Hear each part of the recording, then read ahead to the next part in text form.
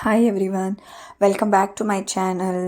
ಇವತ್ತು ಪಂಪ್ಕಿನ್ ಮತ್ತು ಬಾಳೆಕಾಯಿನ ಯೂಸ್ ಮಾಡಿಕೊಂಡು ದೇವಸ್ಥಾನದ ಶೈಲಿಯ ಒಂದು ಸಾಂಬಾರ್ ರೆಸಿಪಿಯನ್ನು ಶೇರ್ ಮಾಡ್ತಾ ಇದ್ದೇನೆ.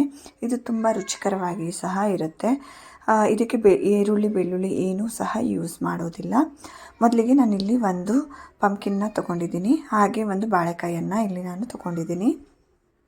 ಬಾಳೆಕಾಯನ್ನು ಸ್ವಲ್ಪ ಸಿಪ್ಪೆಯನ್ನು ಮೇಲ್ಗಡೆಯಿಂದ ತೆಕ್ಕೊಳ್ತಾ ಇದ್ದೇನೆ. ಸಿಪ್ಪೆ ಎಲ್ಲ ತೆಕ್ಕೊಂಡ್ಮೇಲೆ ನಾನು ಇದನ್ನು ಕಟ್ ಮಾಡಿಕೊಂಡು ನೀರಿಗೆ ಹಾಕಿಟ್ಕೊಳ್ತಾ ಇದ್ದೇನೆ. ನೀರಿಗೆ ಹಾಕಿಡೋದು ಏನಕ್ಕೆ ಅಂದರೆ ಅದು ಕಪ್ಪಾಗಬಾರ್ದು ಅಂತ. ಸೊ ಇದನ್ನು ಕಟ್ ಮಾಡಿಕೊಂಡು ನೀರಿಗೆ ಹಾಕಿಟ್ಕೊಳ್ಳಿ. ಕೈನ ನೀರಿಗೆ ಹಾಕಾಗಿದೆ. ಇವಾಗ ಪಂಪ್ಕಿನನ್ನು ಕಟ್ ಮಾಡ್ಕೊಳ್ತಾ ಇದ್ದೇನೆ. ಪಂಪ್ಕಿನ್ನ ಸಿಪ್ಪೆ ಏನು ತೆಗೆಯೋದು ಬೇಡ, ಮಧ್ಯದಲ್ಲಿರುವಂಥ ಬೀಜ ಸೀಡ್ಸ್ ಎಲ್ಲ ಸ್ವಲ್ಪ ರಿಮೂವ್ ಮಾಡಿಕೊಂಡ್ರೆ ಆಯಿತು.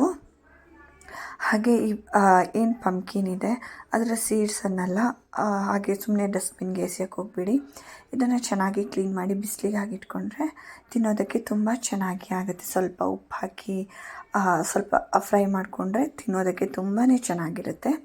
ನಾನಿಲ್ಲಿ ಪಂಪ್ಕಿನ್ನ ಕ್ಲೀನ್ ಮಾಡ್ಕೊಂಡಿದ್ದೀನಿ, ಸಿಪ್ಪೆಯನ್ನು ತೆಗೆದಿಲ್ಲ. ಹಾಗೆ ಇದನ್ನು ಕಟ್ ಮಾಡ್ಕೊಳ್ತಾ ಇದ್ದೇನೆ.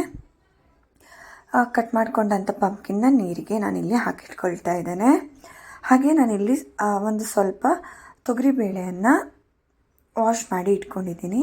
ವಾಶ್ ಮಾಡಿ ಇಟ್ಕೊಂಡಂತಹ ತೊಗರಿಬೇಳೆಯನ್ನು ನಾನು ಕುಕ್ಕರಿಗೆ ಹಾಗೆ ಕಟ್ ಮಾಡಿ ಇಟ್ಕೊಂಡಂತಹ ಪಂಪ್ಕಿನ್ ಮತ್ತು ಬಾಳೆಕಾಯನ್ನು ಹಾಕಿ ನೀರನ್ನು ಹಾಕಿಬಿಟ್ಟು ಸ್ವಲ್ಪ ಉಪ್ಪನ್ನು ಇವಾಗ ಹಾಕ್ಕೊಂಡು ಉಪ್ಪು ಹಾಕಿದ ಮೇಲೆ ಇದಕ್ಕೆ ಸ್ವಲ್ಪ ಮೆಣಸಿನ ಪುಡಿಯನ್ನು ನಾನು ಹಾಕ್ಕೊಳ್ತಾ ಇದ್ದೇನೆ. ಹಾಗೆ ಸ್ವಲ್ಪ ಹುಣಸೆ ಹಣ್ಣನ್ನು ಸ್ವಲ್ಪ ಹಾಕ್ಕೊಳ್ತಾ ಇದ್ದೇನೆ. ಹಾಗೆ ಸ್ವಲ್ಪ ಬೆಲ್ಲವನ್ನು ಹಾಕ್ಕೊಳ್ತಾ ಇದ್ದೇನೆ.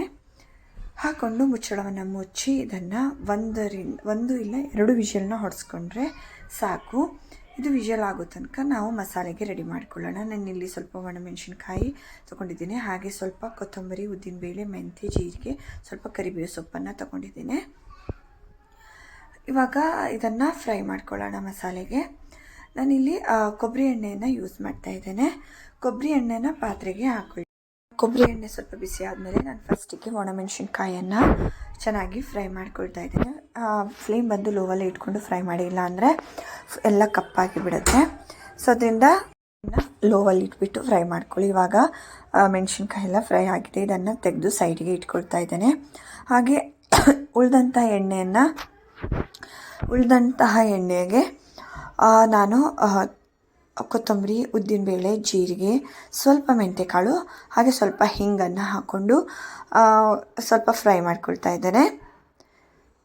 ಹಾಗೆ ಸ್ವಲ್ಪ ಕರಿಬೇವು ಸೊಪ್ಪನ್ನು ಹಾಕ್ಕೊಂಡು ಚೆನ್ನಾಗಿ ಫ್ರೈ ಮಾಡ್ಕೊಳ್ತಾ ಇದ್ದೇನೆ. ಲೋ ಫ್ಲೇಮಲ್ಲಿ ಇಟ್ಟೆ ಫ್ರೈ ಮಾಡ್ಕೊಳ್ಳಿ.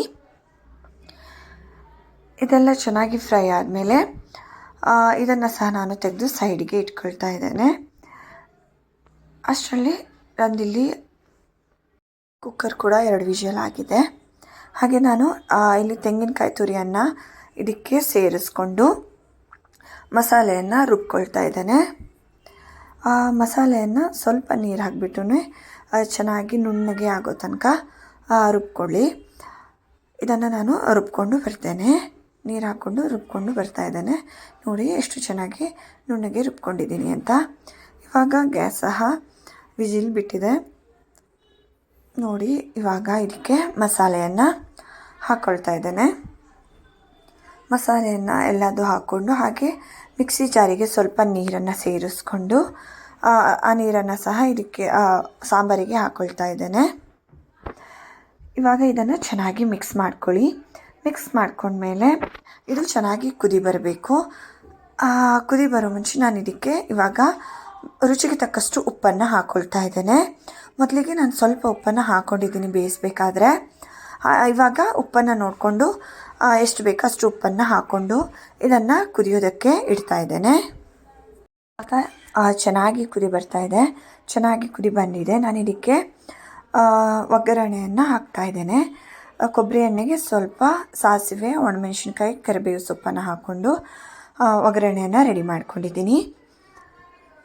ಇವಾಗ ಇದಕ್ಕೆ ಕೊತ್ತಂಬರಿ ಸೊಪ್ಪನ್ನು ಹಾಕ್ಕೊಂಡು ಮಿಕ್ಸ್ ಮಾಡಿಕೊಂಡ್ರೆ ದೇವಸ್ಥಾನದ ಶೈಲಿಯ ಸಾಂಬಾರು ರೆಡಿಯಾಗಿದೆ. ನಾವು ಇದಕ್ಕೆ ಯಾವುದೇ ರೀತಿಯ ಈರುಳ್ಳಿ ಬೆಳ್ಳುಳ್ಳಿ ಏನನ್ನು ಯೂಸ್ ಮಾಡಿಲ್ಲ. ನೀವು ಸಹ ಖಂಡಿತ ಇದನ್ನು ಒಂದು ಸಲ ಟ್ರೈ ಮಾಡಿ. Thank you for watching. Please subscribe to my channel.